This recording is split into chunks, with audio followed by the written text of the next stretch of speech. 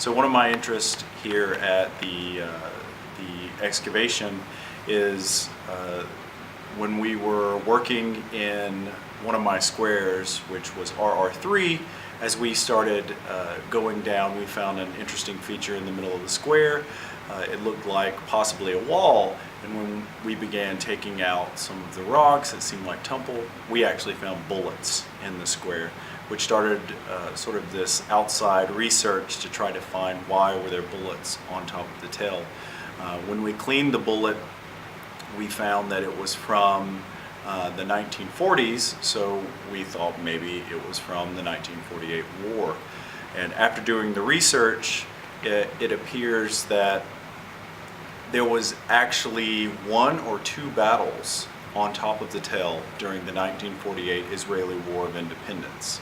and that this area in my square was one of the foxholes that had been dug for the soldiers to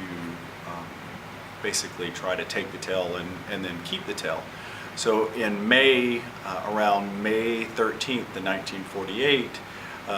the Israeli forces came from a kibbutz just south of the Tel called Ein HaMifratz, and they tried to take the Tel, and they were fought back by Arab forces who were on top of the Tel, and then eventually they were successful. They took the Tel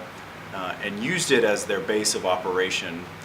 until they took most of the north, and then they sieged Akko from on top of the Tel until some sort of disease broke out and the people in Akko surrendered really without much of a fight.